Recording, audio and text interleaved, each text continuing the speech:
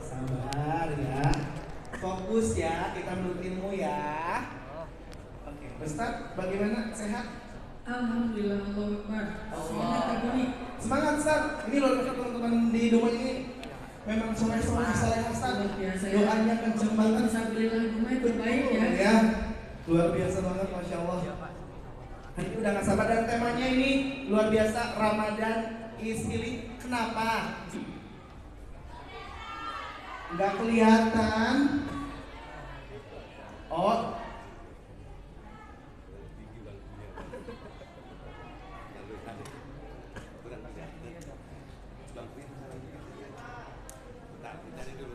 sebentar ya, sabar ya.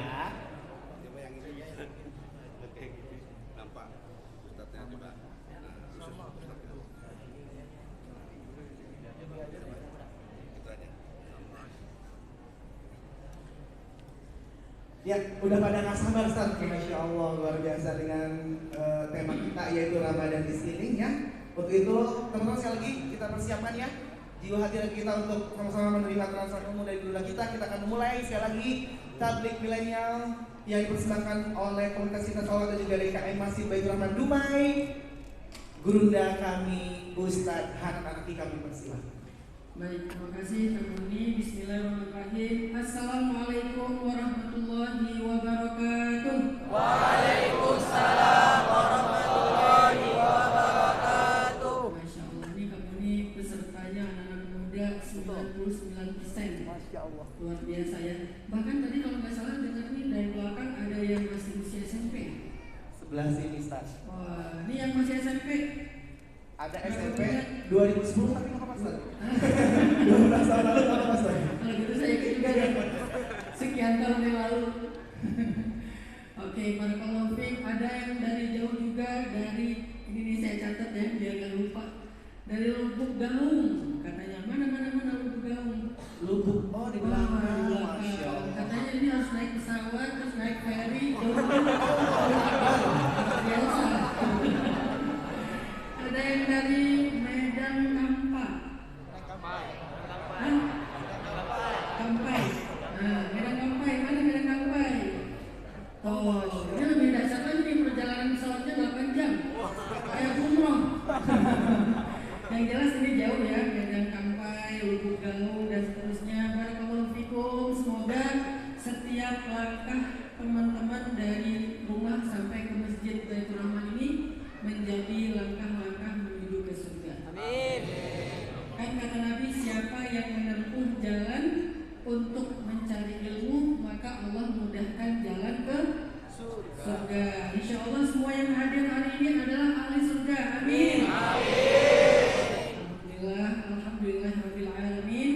Alhamdulillahilladzi arsala rasulahu bil huda wa dinil haq liyudhhirahu 'ala dini kullih wa kafa billahi shahida.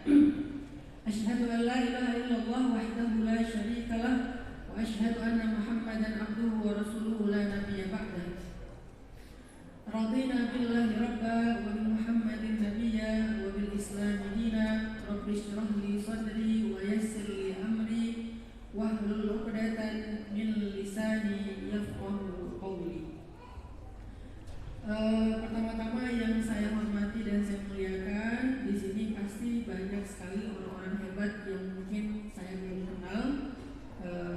Pengurus DKM Masjid Baitur Rahman, kemudian para guru, para ustadz, para ulama, dan para tokoh-tokoh masyarakat yang mungkin sebagiannya tidak dikenal di bumi, tetapi insya Allah dikenal di langit.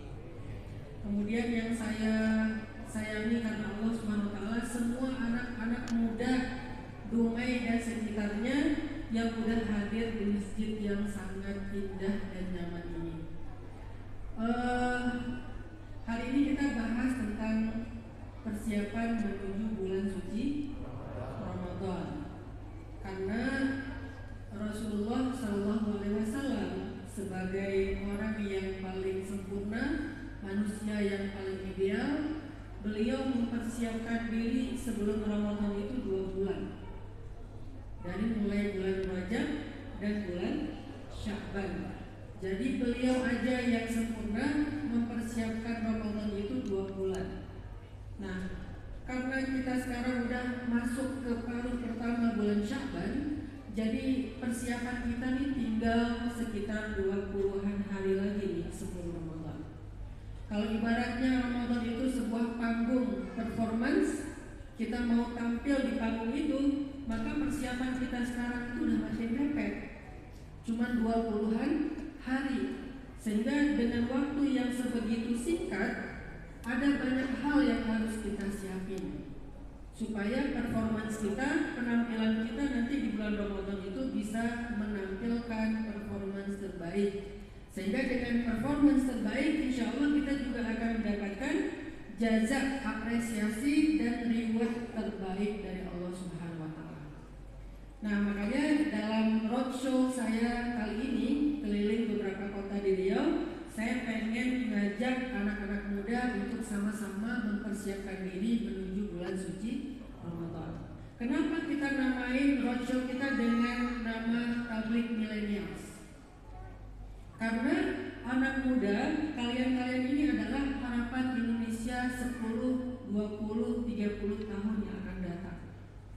Jadi kalau hari ini kita melihat masjid sepi, kecuali diisi oleh orang-orang yang orang tua kita usia di atas 40 tahun, maka kalau muncul gap generasi, tidak ada lagi perhatian dakwah terhadap milenial, terhadap generasi muda, maka bisa dikatakan 10 tahun lagi masjid-masjid di Indonesia bakalan sepi. Kalau hari ini yang mengumandangkan azan atau bilalnya berusia di atas 40 tahun, maka 10 tahun lagi usia azan dengan usia 50 tahun itu sudah tidak mampu memanggil kaum muslimin dengan panggilan yang indah karena keterbatasan fisik. Sehingga dengan kondisi azan yang pas-pasan, kemungkinan masjid semakin sepi. Menara-menara di masjid Indonesia tidak lagi terdengar suara-suara azan yang indah. Sehingga tanggung jawab masjid, tanggung jawab sholat berjamaah, tanggung jawab azan, dan tanggung jawab Indonesia itu ada di pundak kalian. Yang hari ini berusia masih SMP, teen, belasan tahun, 20-an tahun, kalian adalah penanggung jawab dan yang mengangkat beban Indonesia 10, 15, 20 tahun yang akan datang. Sehingga dakwah yang saya sampaikan sejak beberapa tahun terakhir, saya pengen fokus ke anak-anak muda. Kenapa? Karena saya pengen fokus kepada masa depan Indonesia. Hari ini Indonesia alhamdulillah banyak dai yang diisi kajiannya oleh ulama-ulama kita yang hebat-hebat. Tetapi jamaahnya masih beragam. Sebagian besarnya masih usia 35 tahun ke atas. Sehingga saya merasa terpanggil untuk mengisi dakwah khusus kepada anak muda yang usianya di bawah 35 tahun. Walaupun saya udah gak segitu lagi. Makanya udah mulai pakai peci nih. Pertanda sudah sekian lah. Berapa sih Ustaz? Gak usah dibahas ya. Sarah. Saya tahu Ustaz. Oke. Nanti kita bahas di belakang aja. Jadi teman-teman, bahwa anak muda punya peran yang sangat penting dalam sejarah Islam. Sehingga Nabi SAW itu memberikan perhatian yang luar biasa kepada anak muda. Saya sedih ketika anak muda punya sebuah pandangan atau mindset bahwa untuk sukses itu kita harus usia di atas 25 tahun. Untuk sukses itu kita harus usianya setengah dari usia normalnya manusia hari ini. 30 tahun, 35 tahun itu baru ideal untuk sukses. Jadi kalau misalnya di bawah 25 tahun rasanya kayak belum layak buat sukses, belum berhak buat sukses, belum berhak buat eksis, belum berhak mengambil peran penting dalam Islam dan negara. Kesannya kalau di bawah 20 tahun kayaknya masih anak ingusan nih, belum layak apa-apa. Bahkan kesannya kalau nikah sebelum usia 20 tahun itu belum siap gitu. Pernikahannya itu gak akan langgeng. Dan banyak lagi anggapan-anggapan yang menurut saya itu gak sepenuhnya benar. Karena kalau kita baca sejarah Islam, anak muda yang tampil dalam sejarah sejarah Islam sejak zaman Nabi sampai hari ini itu usianya itu pada muda-muda loh. Itu luar biasa. Teman-teman kenal yang namanya Zaid bin Thabit? Siapa Zaid bin Thabit? Zaid bin Thabit itu sahabat Nabi. Usianya 14 tahun. Di usia 14 tahun, Zaid bin Thabit itu sudah menjadi seorang ulama. Dan bukan cuma ulama Al-Quran, beliau juga seorang penerjemah Nabi yang ofisial, menerjemahkan surat-surat penting Nabi dalam dakwah beliau kepada para raja di seluruh dunia. Tahu nggak Zaid bin Thabit itu bisa berapa bahasa? Zaid bin Thabit itu bisa lebih daripada 10 bahasa. Di usia 14 tahun bisa lebih dari 10 bahasa, dan satu bahasa dia cuma belajar sekitar 17 hari. Satu bahasa dia cuma butuh waktu belajar 17 hari. Sebutlah satu bahasa itu 1 bulan 2 bahasa dia belajar. Berarti 5 bulan dia udah bisa 10 bahasa. Sehingga kalau misalnya kita baca sejarah Nabi SAW mengirim surat kepada raja-raja, ada raja Romawi, raja Persia, raja Abisinia, raja berbagai macam negeri yang ada di seluruh dunia, itu dikirimkan dengan 2 bahasa. Satu bahasa Arab, satu lagi terjemah. Dan yang menerjemahkan surat Nabi yang mulia harus orang yang Nabi percaya. Soalnya kalau diterjemahin oleh penerjemah dari raja itu takutnya salah terjemah. Disuruh bertauhid malah diterjemahin disuruh bertuhan. Bertuhan dengan bertauhid sama enggak? Enggak sama, karena ada orang yang tidak tauhid juga menganggap dia bertuhan. Makanya nggak bisa diterjemahkan sama penerjemah dari kerajaan itu.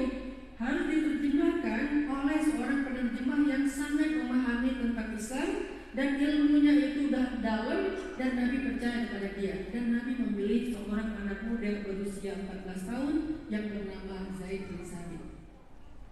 Nabi kirim surat ke Romawi, Zaid menerjemahkan ke bahasa Rum. Nabi kirim surat ke Persia, Zaid menerjemahkan ke bahasa Persia. Nabi mengirim surat ke orang Yahudi, Zaid menerjemahkan ke bahasa Ibrani. Nabi kirim surat kepada Raja Ethiopia, Habasyah, Zaid menerjemahkan ke bahasa Afrika, Ethiopia. Dalam satu bahasa, kayak bahasa Ibrani, Zaid hanya membutuhkan waktu 17 hari saja. Dan itu pun bukan full 17 hari belajar bahasa, karena Zaid ini seorang ahli Al-Quran. Dia juga butuh untuk mengulang hafalan Al-Quran. Dia juga seorang penulis wahyu. Dia juga seorang pengajar ilmu. Di sela-sela kesibukannya dia belajar bahasa dan gak pakai YouTube, gak ada TikTok, gak ada online. Jadi belajar bahasa gak semudah sekarang. Kalau sekarang kan kita bisa belajar secara sendiri ya, tanpa harus mungkin ikut les apa, manggil guru siapa, private, itu mungkin untuk pemantapan. Tapi kalau dulu belajar bahasa berarti mencari guru yang khusus, dan itu juga nggak mudah. Mau belajar bahasa Persia harus cari orang Persia dulu nih. Sehingga Zaid, gimana cara dia belajar bahasa Persia sementara di Madinah tidak ada orang Persia? Gimana caranya? Dia mengumpulkan beberapa literatur yang tersisa dari bahasa Persia, dia susun, dia pelajari, 17 malam jadi.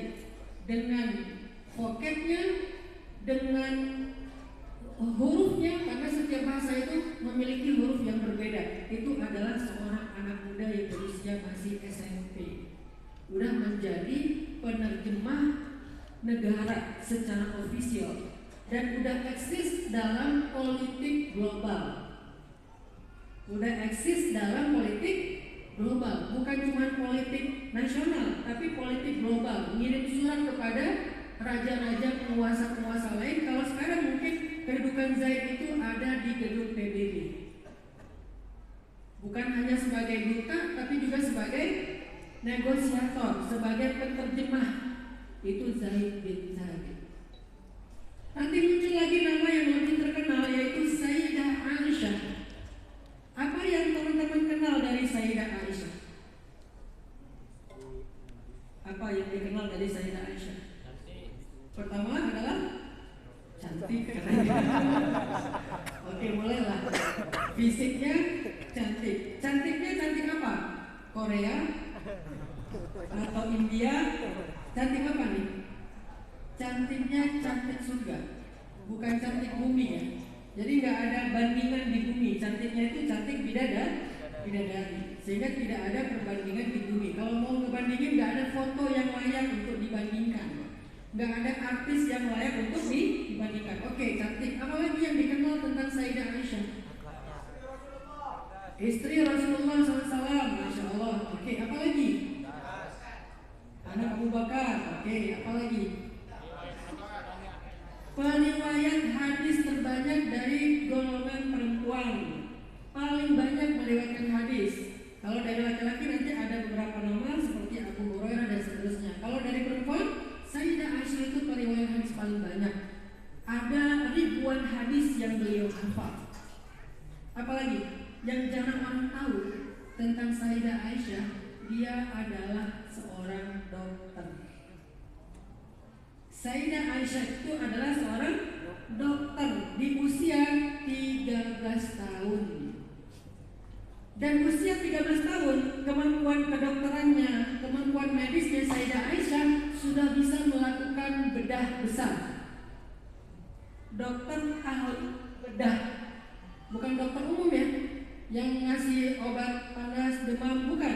Dia dokter ahli bedah yang sudah mampu melakukan bedah usia 13 atau 14 tahun. Kapan itu terjadi? Ketika terjadi perang Uhud. Dalam perang Uhud, Sayyidah Aisyah ikut, tapi bertugasnya di dalam tim medis. Tim medis yang tugasnya adalah mengobati sahabat-sahabat yang berperang, berjihad, membela tanah air, membela agama yang terluka-luka. Dan kita tahu seperti apa keadaan sahabat yang terluka di perang Uhud. Salah satunya adalah sahabiat yang bernama Ummu Umarah atau Hamraul Asad, julukannya Ummu Umarah. Ummu Umarah itu di sekujur tubuh beliau punya 36 bekas luka. Ada yang dibacok, ada yang dipanah, ada yang ditombak, ada yang disayat. Pokoknya 36 bekas luka di sekujur tubuh Ummu Umarah. Itu yang ngejahitin siapa? Sayyidah Aisyah. Usia 13 atau 14 tahun sudah menjadi dokter ahli bedah. Ini yang jarang orang tahu dari Sayyidah Aisyah. Apalagi yang jarang orang tahu dari Sayyidah Aisyah? Sayyidah Aisyah itu adalah seorang yang paling pandai dalam merias pengantin. MUA. Paling jago dalam merias pengantin. Jadi semua muslimah yang mau menikah di kota Madinah itu riasnya itu di rumah Sayyidah Aisyah, yang merias Aisyah sendiri. Usia berapa? 13 tahun juga. Karena dulu profesi orang tuh gak harus satu, banyak. Dia hafiz Al-Quran juga, dia hafiz hadis juga, dia ahli fikih juga, dia dokter juga, dia perias pengantin juga. Sehingga banyak riwayat dari perempuan-perempuan Madinah yang menceritakan, kami kalau ingin mendapatkan sebuah hiasan yang bagus, maka kami akan meminta pada ibu kami Sayyidah Aisyah. Walaupun disebut ibu karena ibunya kaum muslimin, tetapi dia masih sangat belia. Waktu itu sekitar 13 atau 14 tahun. Sayyidah Aisyah yang membuat kayak handcraft gitu ya, hiasan di kepala kayak crown, terus dibikin gaun sama Sayyidah Aisyah. Udah kreatif banget lah, di usia segitu tuh udah eksis banget. Makanya ketika saya mengatakan Sayyidah Aisyah itu adalah cewek gaul, cewek artinya masih muda. Karena kalau perempuan mungkin usianya udah setengah, kalau cewek itu masih muda banget, gaul. Karena emang gaul banget. Tapi gaul positif, artinya dia kenal dengan banyak orang dan semua orang itu respect sama Sayyidah Aisyah dan dia menjadi magnet di tengah-tengah perempuan-perempuan Madinah. Itu gaul yang eksis bahasa lainnya. Udah belia, udah eksis. Masih belia udah eksis. Itu Sayyidah Aisyah. Belum lagi mungkin kita mengenal nama sahabat kayak Abdurrahman Ad-Dakhil. Abdurrahman Ad-Dakhil itu gubernur Andalusia dan dia menjadi gubernur di usia 21 tahun. Ada nggak di Indonesia gubernur usia 21 tahun? Kayaknya belum ada ya. Kalau usia 30-an tahun ada mungkin ya. Wali kota mungkin ya. Nah ini gubernur Andalusia di usia 21 tahun. Dan waktu itu Andalusia masih dalam kondisi polemik, perang antar suku, Islam baru masuk, belum eksis di Andalusia, bahkan itu masih dalam keadaan juga perang bersama dengan Abbasiyah, kan itu transisi antara Umayyah dengan Abbasiyah.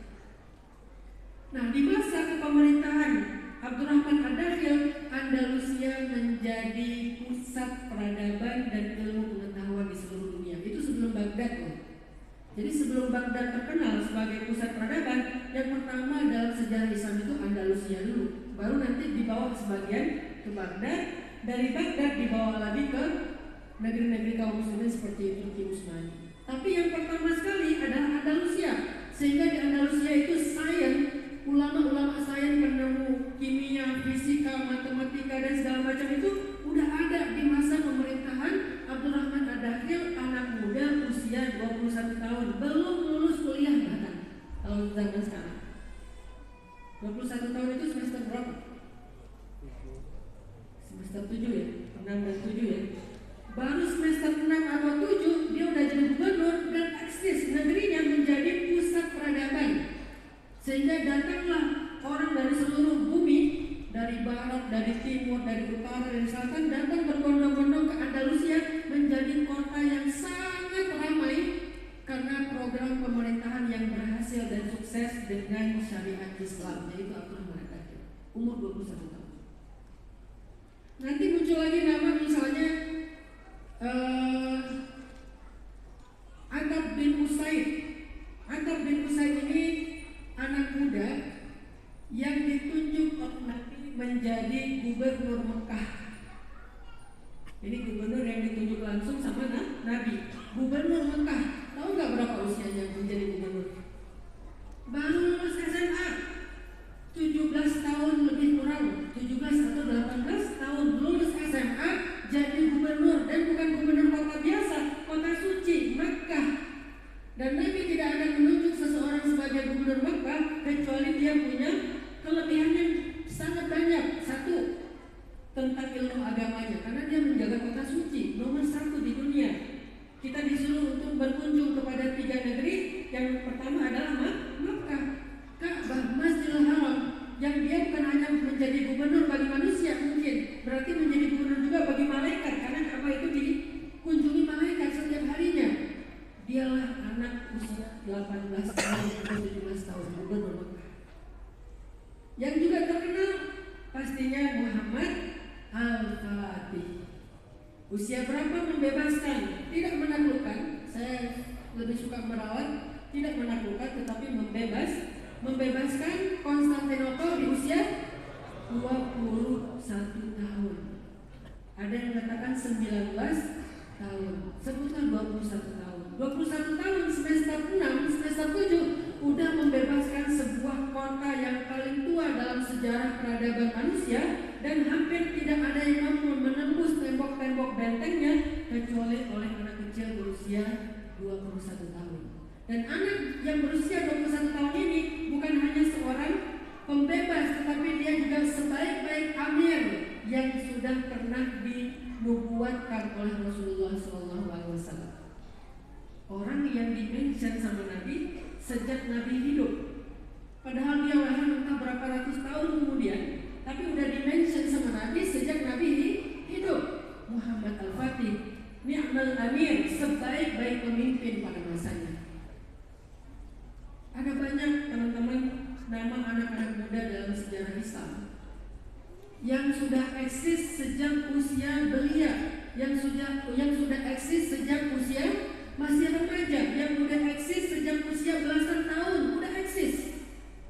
Sehingga kalau misalnya muncul mindset di tengah-tengah generasi kita sekarang, kalau eksis itu harus melewati dulu jenjang pendidikan segala macam, kayaknya akhir-akhir ini udah mulai terbantahkan nih. Udah mulai banyak anak muda yang eksis, baik di sosial media maupun dalam hal-hal yang lain, dalam kegiatan sosial, eksis dalam organisasi. Ini artinya bahwa nggak perlu menunggu lama, nggak perlu menunggu kalian umur 30-an Islam dan di Indonesia. Sehingga jangan berkecil hati teman-teman, kalau sekarang kalian usianya masih belasan tahun, memang masih zamannya orang tua saya, masanya orang tua saya. Nggak ada. Kalian kalau misalnya sudah baligh usia 10 tahun, usia 11 tahun, maka kalian sama dengan yang dewasa kecuali dinilai dari sisi kapasitas.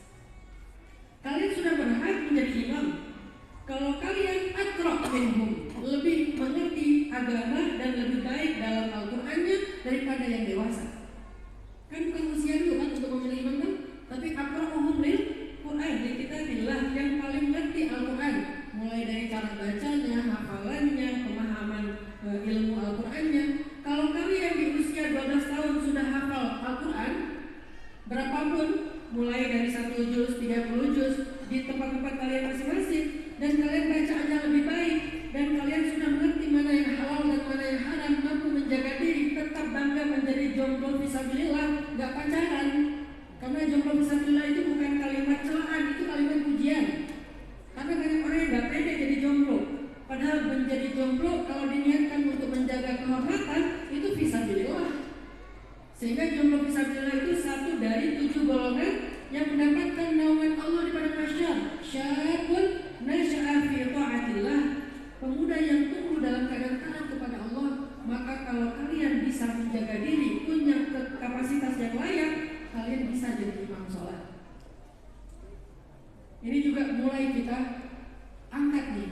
Makanya dulu ketika awal-awal saya bikin tren dakwah hijrah, salah satu yang kita panggungin itu adalah Ustadz Muzammil. Sehingga sejak saat itu anak muda jadi imam mulai rame nih di Indonesia. Karena tugas dakwah saya bukan bikin pesantren. Tugas dakwah saya adalah membuat pesan-pesan Islam jadi tren. Beda antara tugas dakwah saya sama ulama-ulama yang lain. Karena mereka layak mendirikan pondok pesantren, mereka mendirikan pondok pesantren, dan itu bagus, kaderisasi ulama. Tapi saya merasa gak layak mendirikan pondok pesantren. Saya bukan ulama, saya hanya seorang dai. Maka saya tidak membuat pondok pesantren, tetapi saya menyebarkan pesan-pesan Islam menjadi tren. Salah satu di antara pesan Islam itu adalah pesan tentang hijrah. 2015 ke belakang tidak ada tren hijrah. Anak muda yang masif di masjid itu hampir langka sekali kita lihat.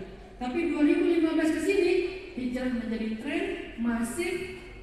Komunitas-komunitas dengan nama hijrah bermunculan, event-event dengan nama hijrah bermunculan, akhirnya hijrah menjadi trending. Itulah model dakwah saya, membuat tren, tidak membuat pesan.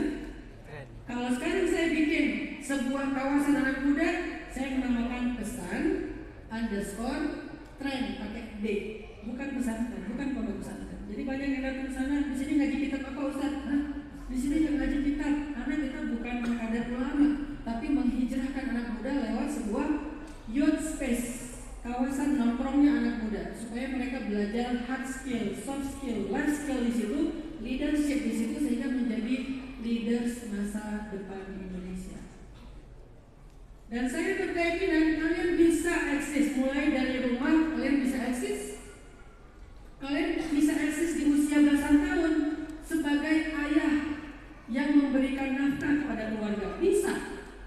Saya udah ngasih nafkah menyekolahkan adik-adik saya itu seusia 12 tahun. Saya SD kelas 6 udah ngasih nafkah karena ibu saya ibu rumah tangga, ayah saya tukang pangkas. Jadi sering kurang, kita banyak hutang di tetangga-tetangga tuh. Jadi setiap bulan nggak pernah kita cukup, pasti banyak hutang. Kontrakan sering diusir gara-gara nggak sanggup melanjutin kontrakan, diusir, pindah lagi ke tempat yang baru. Sehingga di usia 12 tahun, saya berazam adik-adik saya harus bisa sekolah. Alhamdulillah saya sekolahnya gratis karena beasiswa terus, tapi adik-adik nggak dapat beasiswa, sehingga saya yang nafkahin mereka. Sampai kuliah di Mesir mereka masih sekolahnya. Dia nelfon, Bang, ini udah waktunya bayar sekolah. Oh iya, nanti abang kirim. Waktu saya masih di Mesir. Dari sejak saya di Aceh, usia 12 tahun udah menafkahi keluarga. Kenapa? Kenapa nunggu harus jadi 25 tahun baru menjadi seorang ayah bagi keluarga? 12 tahun juga bisa. Ustaz kerja apa 12 tahun? Alhamdulillah, dulu saya sering ikut lomba musabaqah. Dan saya sangat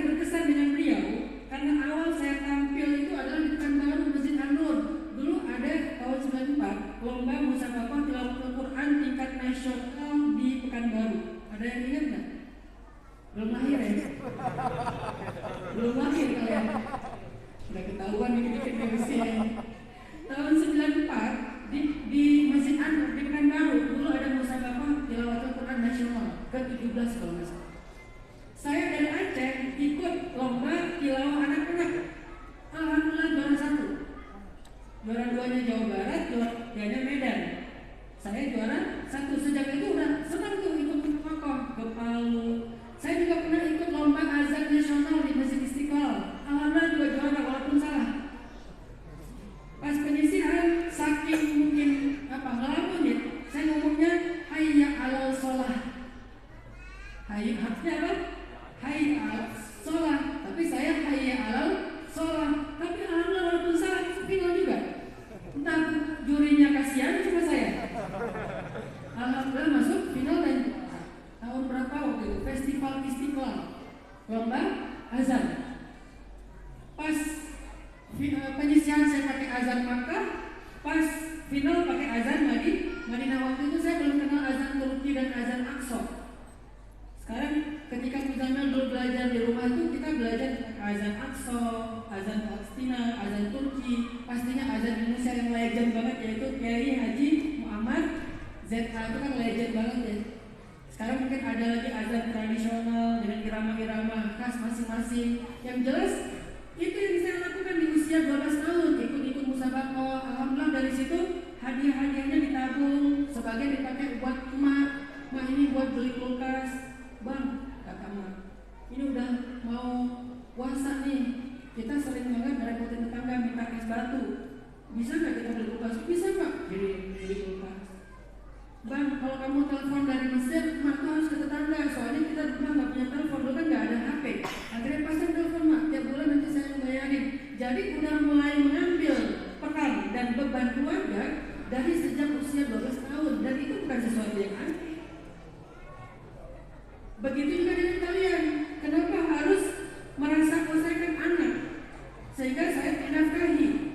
Oh saya kan masih muda, sehingga masih boleh dong minta sama orang tua. Jangan kayak gitu. Cobalah berpikir lebih agresif seperti para tokoh-tokoh pemuda dalam sejarah Islam. Di usia sekian ada yang jadi gubernur, usia sekian ada yang jadi penerjemah Nabi, usia sekian Usama bin Zaid tuh.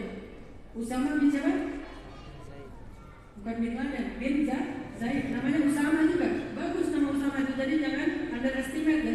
Usama adalah cucu angkatnya Nabi SAW. Karena Zaid adalah anak angkat Nabi. Tadinya sampai Zaid dinamakan Zaid bin Muhammad. Terus dilarang oleh Allah nggak boleh menisbatkan ke orang tua angkat. Akhirnya menjadi Zaid bin Harithah. Dia punya anak namanya Usama. Usianya berapa? Usianya baru 16 tahun. Sudah memimpin sebuah pasukan dengan jumlah pasukan itu prajuritnya 3.000 orang. Dari 3.000 orang itu banyak senior sahabat menjadi prajuritnya Usama. Seniornya siapa? Abu Ubaidah bin Jarrah, Sa'ad bin Abi Waqqas, Umar bin Khattab. Ini senior nih. Ada Amirul Ummah, ada Asadul Ummah, ada Al-Faruq. Kan Sa'ad bin Abi Waqqas asalnya Islam, singanya Islam. Umar Al-Faruq, pemimpin yang adil. Prajuritnya Usama semua mereka. Perangnya di mana? Perangnya di Syam. Perangnya melawan Romawi. Dan pasukan Usama bin Zaid dalam sejarah Islam satu-satunya pasukan yang pernah berperang, pergi dengan jumlah 3.000, pulangnya dengan jumlah 3.000. Tidak ada satupun yang celaka. Masya Allah, luar biasa strategi Usama bin Zaid. Makanya ketika sahabat protes, ya Rasulullah, kenapa Usama anak kecil 16 tahun kok memimpin kami, senior yang udah jago dalam peperangan? Kata Rasulullah, janganlah kalian berburuk sangka tentang dia, kan sesungguhnya dia sebaik-baik pemimpin untuk kalian. 16 tahun. Jadi kenapa nunggu 25, 30, 35 tahun? Kalian bisa langsung mengangkat beban, mulai dari beban keluarga, beban masjid, beban masyarakat yang paling dekat dengan kalian. Jadi apapun, ambil peran itu sebagai pemimpin-pemimpin muda di masa yang akan datang untuk Indonesia. Itulah kenapa pemuda itu penting. Sehingga dakwah saya fokus saja sama anak muda. Dulu malah saya nggak pakai peci kan? Pakai apa dulu? Kupluk. Cuman sering orang salah sangka, ini Ustadz bukan sih gitu. Seringkali saya datang ke masjid, terus nggak diakui kan, dikira bukan Ustadz. Jadi pas mau sholat nggak ada yang dorong-dorong saya. Itu dari imam. Masa saya pura-pura kedorong gitu ya? Apa sih? Nggak ada yang dorong sama sekali. Tapi akhirnya sama panitia Ustadz DKM nggak mau, karena DKM melihat saya bisa nggak sih baca Al-Fatihah? Alhamdulillah ketika saya udah imamin baru mereka percaya, oh benar ini Ustadz. Kenapa kok Ustadz mau mengambil posisi kayak gitu? Sampai mungkin dianggap ada yang komen nggak pernah mondok kok jadi Ustadz.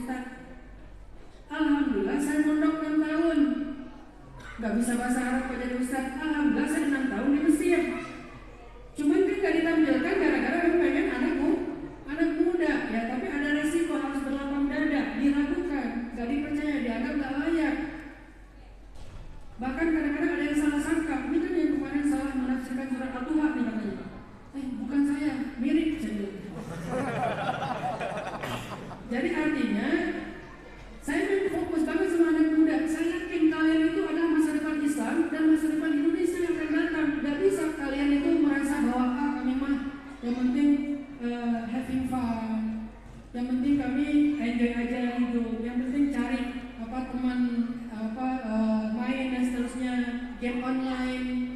Itu semuanya adalah cara syaitan dan orang-orang yang tidak suka kepada Islam membuat gap generasi, gap generation antara kalian dengan pemimpin-pemimpin dari orang tua kita di masa sekarang. Dibikin gap. Lalu kalian disibukkan dengan entertain. Gak apa-apa entertain, karena saya juga entertain. Saya senang banyak jenis olahraga, terutama yang ekstrim-ekstrim. Dulu kan teman-teman lihat saya main skateboard walaupun gak jago, tapi I love skateboarding ya. Bukan I'm skateboarder, bukan. I love skateboarding. I love surfing, main surfing, bergulung ombak. Sampai ini jadi saya ada yang bengkok satu gara-gara main wake surf, ditarik sama bot, terus jatuh, gak dilepas.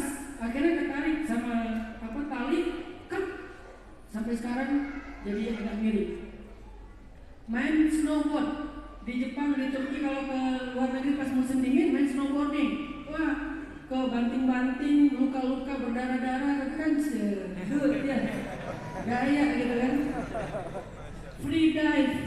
Saya senang olahraga, hampir semua olahraga ekstrim itu saya senang walaupun nggak jago, tapi senang aja nikmatin digulung ombak sampai keseret di bawah, ombaknya 3 meter, pas mau take off kehempas, kegulung, keseret di bawah tuh habis berdarah. Pas sampai di pantai, Ustaz berdarah, wes.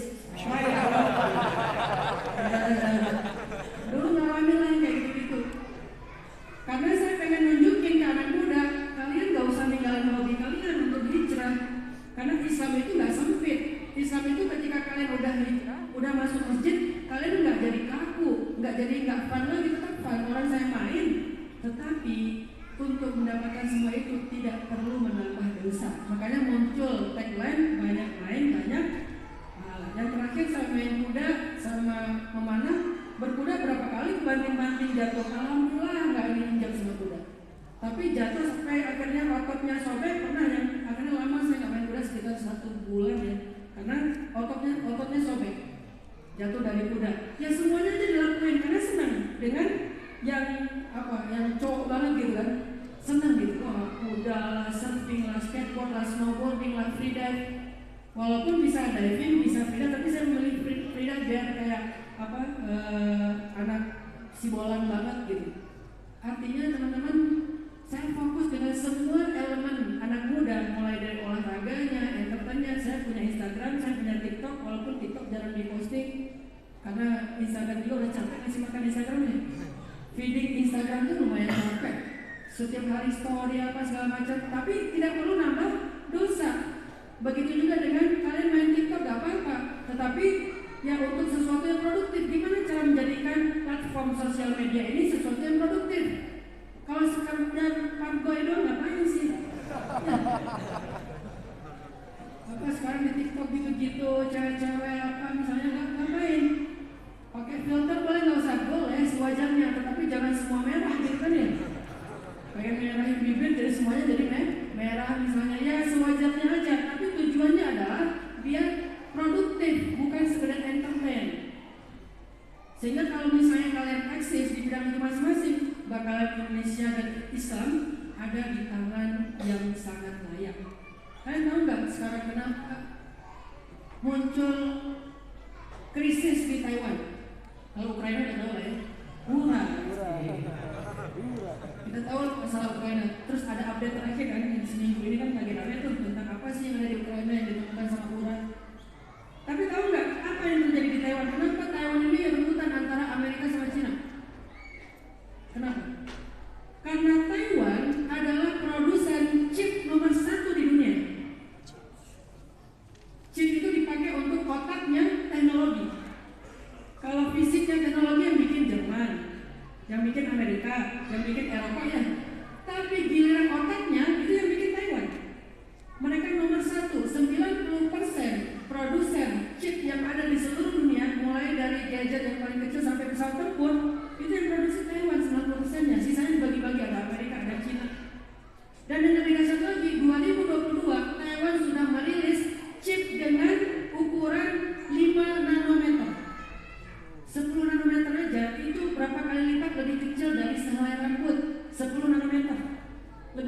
dari sehelai rambut. Sekarang mereka rilis 5 nanometer.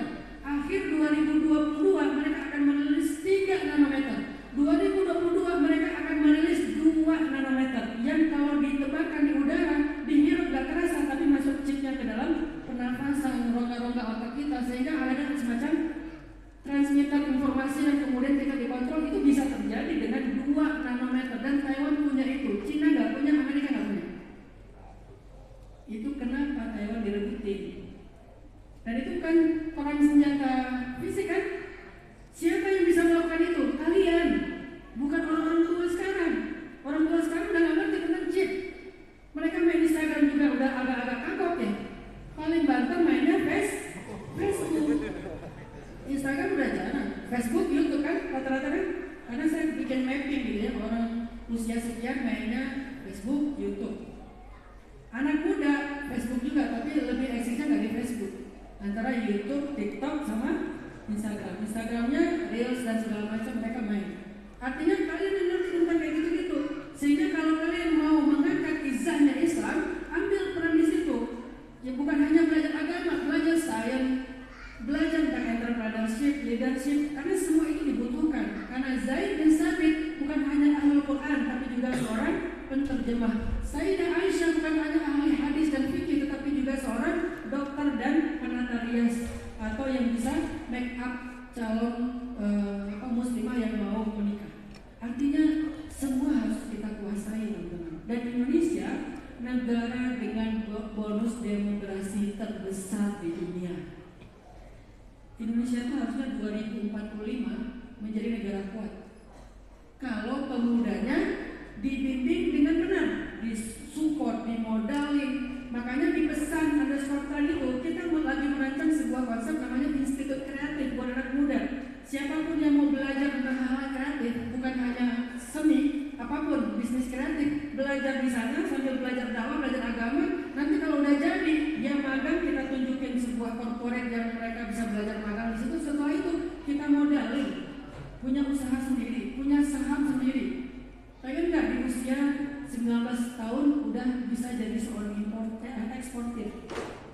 Bisa kan? Bisa nggak 19 tahun jadi eksportir? Ngapain nunggu 35 tahun?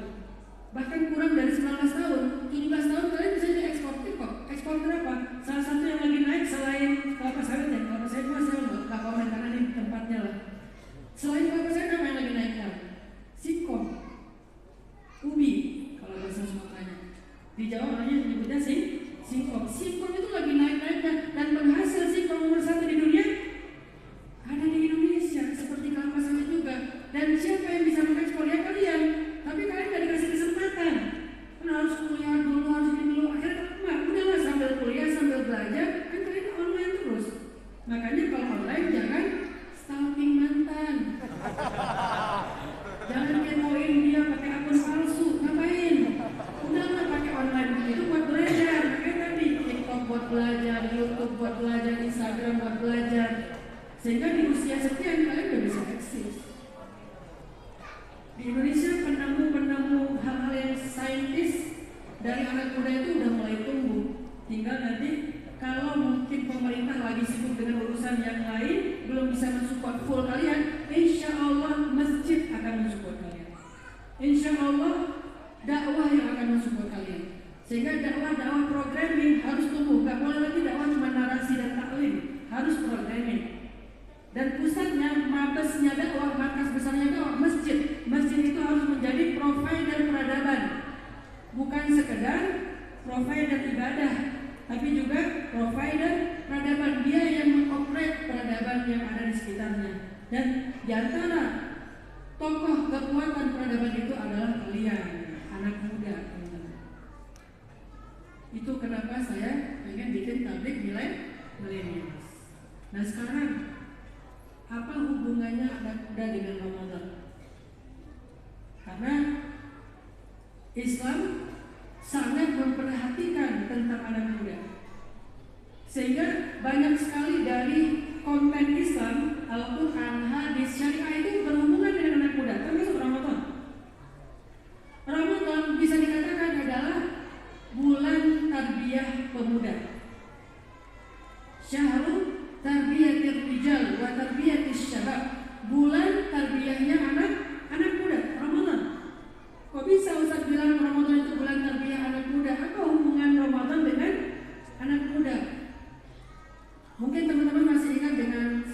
hadis ya. Ini hadis saya bacakan diriwayatkan dari Abdullah bin Mas'ud. Rasulullah SAW bersabda, "Ya ma'syarasy syabab, man istata'a minkumul ba'ah falyatazawwaj, fa innahu aghaddu lil basar wa ahsanu lil farj. Wa man lam yastati' fa 'alaihi bisawm, fa innahu lahu wija." Hadis muttafaqun alaih. Wahai para pemuda, kata Nabi. Kalau Nabi memanggil, biasanya ini dalam sebuah crowd event. Crowd event Nabi itu apa? 1. Khutbah Jumat, 2. Idul Fitri, 3. Idul Adha ya. Itu crowd eventnya Nabi. Ketika Nabi mengatakan ya ma'syarasy syabab, wahai ma'syara itu bukan hanya para, tetapi pemimpin. Ya ma'syarasy syabab. Jadi Nabi itu menganggap kalian itu pemimpin. Semua yang ada di depan saya ini adalah calon-calon pemimpin, sehingga panggilannya bukan ya ayyuhas syabab, bukan ya ma'syarasy syabab, wahai tokoh-tokoh, wahai pemimpin-pemimpin anak muda. Man istata'a minkumul ba'ah, kalau kalian sudah mampu menikah, udah mampu secara finansial, berarti di sini Nabi memotivasi supaya anak muda cepat-cepat mampu secara finansial. Biar apa? Biar apa? Biar cepat nikah. Jadi nikah itu bukan usia standar punya SIM dan KTP. Kalau dalam Islam, usia menikah itu usia mampu. Usia mampu itu kapan? Ketika dia sudah mandiri. Kalau dia sudah mandiri, berarti dia sudah punya tanggung jawab secara emosional dan mental. Dia sudah siap untuk mendapatkan istri dan keluarga. Karena kemampuan itu bukan dalam arti saya ada warisan banyak, itu bukan mampu.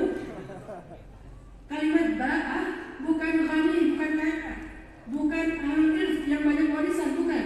Kalimat ba'ah artinya dia punya kemampuan karena sudah mandiri, punya usaha sendiri. Ustaz, usaha saya nggak legal TP atau apa? Kan sekarang banyak usaha-usaha yang secara online ya.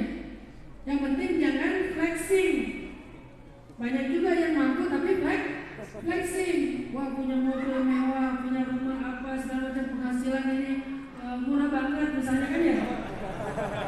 Nggak tahu kalau yang ada kasus-kasus sekarang karena kan belum diadili. Tetapi kan yang kayak gitu banyak kan. Jangan flexing. Apa arti flexing? Pamer. Padahal itu juga apa sih? Yang no fake lah, yang real aja. Insya Allah saya punya penghasilan. Saya anak muda yang saya kenal usianya 21 tahun. Penghasilannya setiap bulan itu 80 sampai 100 juta. 21 tahun dengan bermodalkan sosial media dan bukan menjual sesuatu yang haram. Dia halal. Dia karena seorang copywriter. Kan sekarang copywriter, video editor, konten kreator, apalagi kayak gitu kan lagi naik daun tuh. Kenapa nggak belajar? Sekarang kamera trik dengan hanya pakai handphone aja kalian udah bisa bikin konten-konten yang keren kan? Ya. Artinya kalau kalian sudah mampu, udah mandiri, itu anjuran Nabi. Kenapa? Biar kalian bisa fokus untuk berkontribusi bagi peradaban, nggak fokus lagi galau. Soalnya orang kalau baru menikah kan kayak galau ya, antara apa misalnya insomnia overthinking ya. Akhirnya nggak bisa tidur, keseringan insomnia yang overthinking. Jadinya nggak normal kehidupannya. Karena normalnya itu dia pagi-pagi itu udah kreatif, udah produktif. Apa istilahnya? Morning person. Artinya kenapa Nabi memotivasi anak muda cepat nikah? Biar dia bisa fokus kontribusi buat peradaban, buat dakwah, buat agama, buat bangsa. Nggak mikir lagi hal yang galau tadi. Udah selesai bab itu. Tapi gimana cara dia bisa nikah muda? Nggak bisa asal dapat calon, udah nikah aja, nanti gimana nanti? Jangan. Kata Nabi, harus mandiri dulu. Harus belajar untuk mandiri.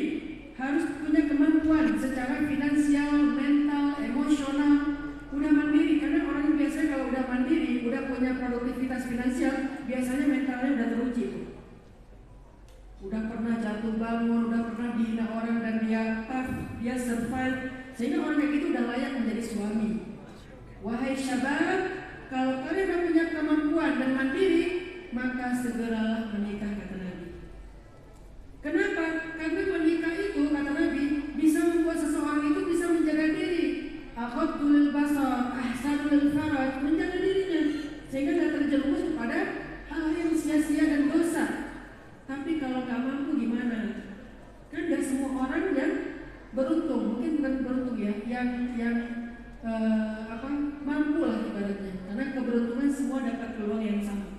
Tinggal kita mau mengambil peluang itu atau enggak. Nggak semua orang punya kondisi yang sama.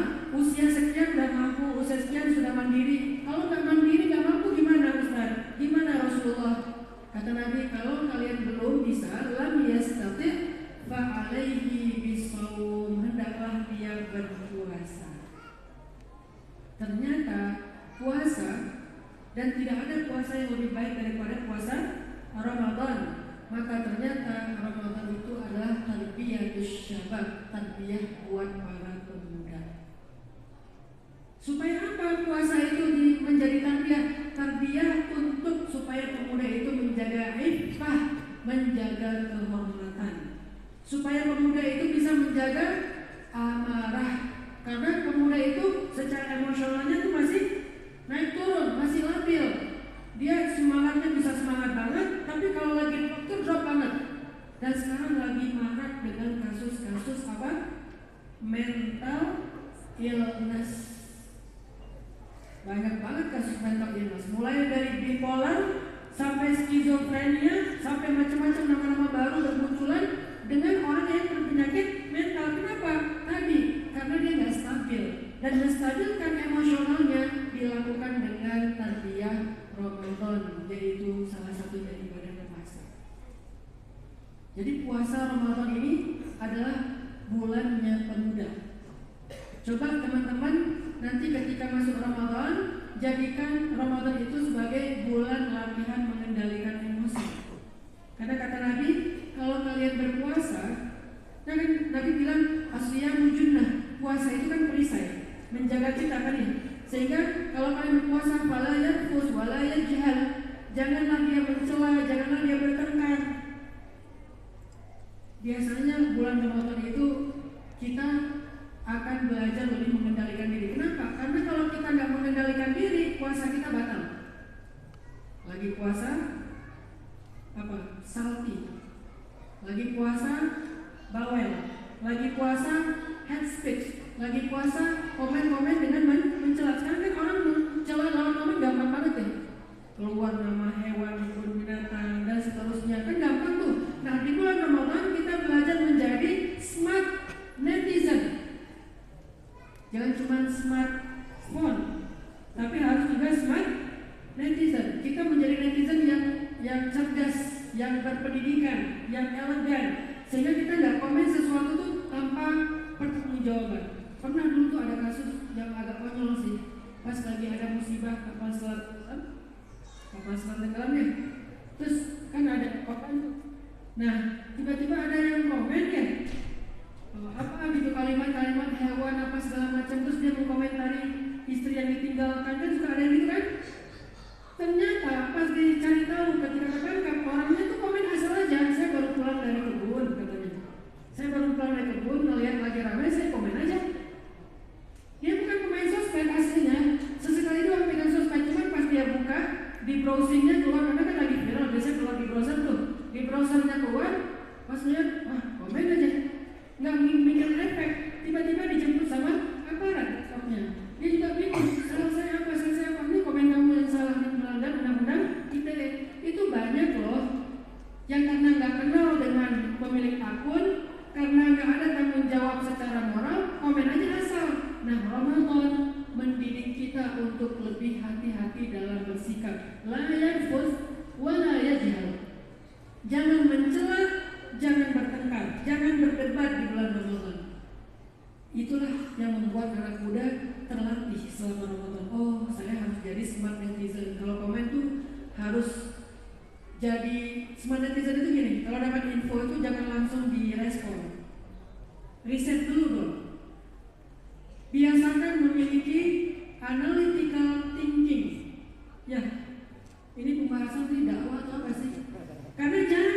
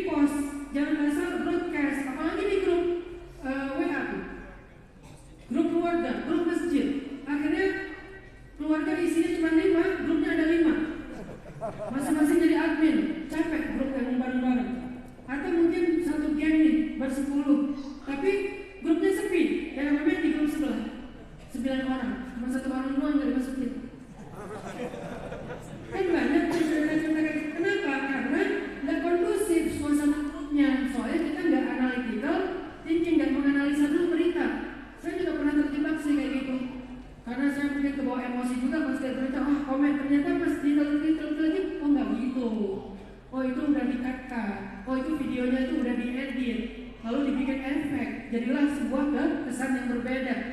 Jadilah pemuda yang berperadaban, pemuda elegan, pemuda Islam yang bertanggung jawab, pemuda ilmiah, pemuda argumentatif, bukan pemuda yang reaktif.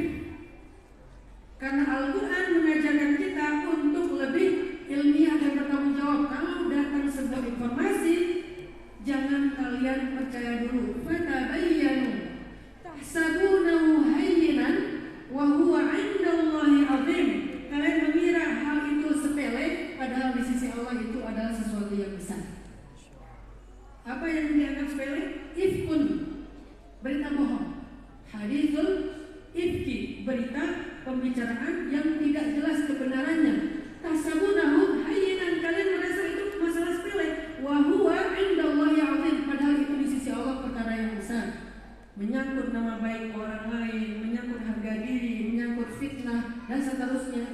Bahkan ada yang sampai kena mental, mau bunuh diri gara-gara komen netizen tuh. Dia dibully di sosial media. Karena pembulian itu nggak hanya terjadi dalam kehidupan sehari-hari sekarang.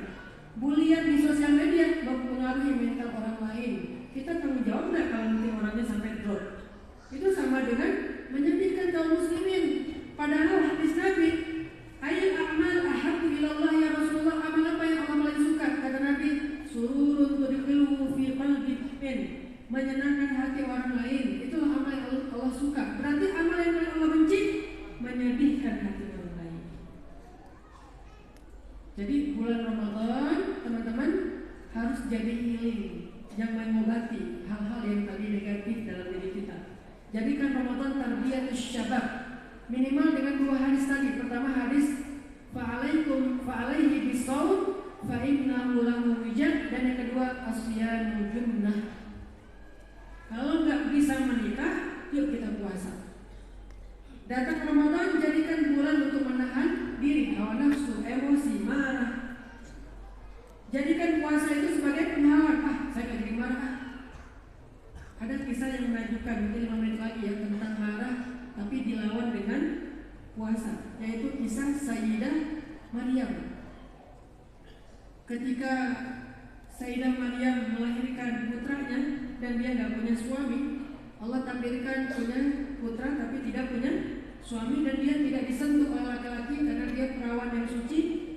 Muncul fitnah dan viral, trending topik di Twitter, di Instagram, di TikTok, di YouTube, di Facebook, dengan segala segmennya. Ini analogi ya, di pasar, di gang-gang, di jalan-jalan, di nadi itu tempat orang olahraga, di musafir, viral dari semua sosial media yang ada waktu itu. Viral bahwa anaknya Imron, yang terkenal, Imron kan seorang yang terkenal karena dia masih keluarganya Zakaria.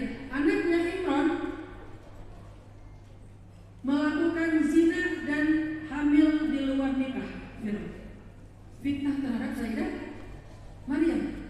Sehingga ketika Sayyidah Maryam kembali ke Palestina, ke Baitul Maqdis, ke Al-Aqsa, maka Sayyidah Maryam itu dihadang sama penduduk Aqsa. Pokoknya kami nggak mau negeri kami tercemar gara-gara perempuan yang hina. Pokoknya kami nggak mau negeri kami dimasuki oleh ahli dosa, ahli zina, ahli maksiat. Pokoknya negeri kami adalah negeri para nabi, nggak menerima perempuan yang kotor, dan berbagai macam lagi fitnah.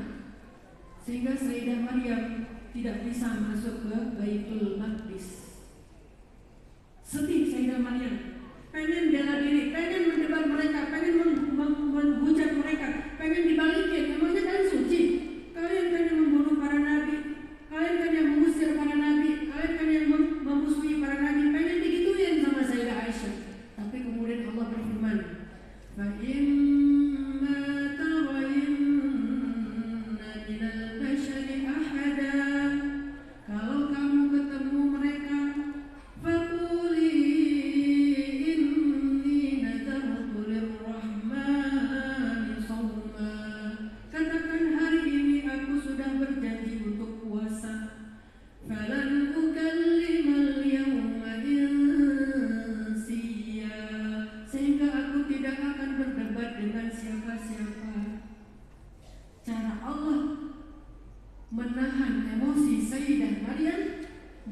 menyuruh Sayyidah Maryam berpuasa. Sehingga dengan Sayyidah Maryam berpuasa, Sayyidah Maryam gak mau berdebat dengan siapapun. Kenapa? Kalau ada orang yang ingin mendebatmu atau bertengkar dengan engkau, maka katakanlah inni shaim, saya lagi puasa, kata Nabi. Sehingga terapi puasa ini benar-benar menjadi junnah, menjadi pelindung bagi kita dari emosi, dari marah, dari hal yang tidak baik. Akhirnya Sayyidah Maryam mengatakan, inni nazartu lirrahmani shawman, aku sudah bernazar atau berjanji ingin puasa. Hari ini aku puasa nih. Falan ukallimal yawma insiya, aku gak akan bicara atau berdebat dengan siapa-siapa. Orang Bani Israel mancing, ya Maryam, qad ji'ti syai'an fariya. Wahai Maryam, kamu itu perempuan yang melakukan dosa besar. Ya ukhta Harun, wahai saudari Harun, maka abuki imra'a sawu, ayah kamu itu bukan laki-laki yang pendosa. Wa ma kanat ummuki baghiya, ibu kamu juga bukan perempuan yang pendosa. Ayah ibunya dibawa-bawa, keluarga besarnya dibawa-bawa, nama keluarganya yang baik yaitu Zakaria dibawa-bawa. Hampir kepancing, tetapi ya udah deh, aku lagi puasa, aku nggak mau komen. Ya udah deh, aku lagi puasa, aku nggak akan replay komen. Ya udah deh, aku lagi puasa, aku nggak akan repost, aku nggak mau rame. Akhirnya Fasya nilai cuma dikasih isyarat, tidak berdebat. Itu terapi ibadah puasa. Makanya Ramadan adalah syahrul tarbiyatis syabab, bulan tarbiyahnya anak muda, bulan healing kalau bahasa anak muda sekarang. Mudah-mudahan kita bisa tahu apa yang kita akan dapatkan dan kita pengen cari di bulan Ramadan, sehingga mulai Ramadan tahun ini tidak ada lagi anak-anak muda yang duduk di masjid yang udah ngaji masih suka julid di sosmed. Udah ngaji masih galak dan arogan. Udah ngaji masih aja debat tentang sholat tarawih itu 11/23. Gak selesai-selesai debatnya. Udah ngaji masih debat tentang imsak itu 10 menit sebelum azan subuh atau azan subuh. Udah ngaji masih aja mikirin tentang kunut itu perlu atau enggak. Udah ngaji masih aja ribut tentang masalah mauludan, Isra Mi'raj dan seterusnya. Gak usah diikutin, tinggal kita memilih mana pendapat yang kita akan ambil dan hargai pendapat yang kita tidak ambil, karena semuanya juga ada pendapat ulama dan ada hadis dan dalilnya. Gak ada lagi julid di sosial media. Sesama kaum muslimin gak ada lagi yang menghakimi ahli neraka. Kami doang yang masuk surga, kalian semuanya neraka. Gak ada lagi yang kayak gitu-gitu. Kalau kita dipancing, biasanya bukan dari kita nih, kitanya dipancing nih di sosmed, kita posting dipancing kan, katakan inni shaim, saya lagi puasa, nanti aja bulan Syawal.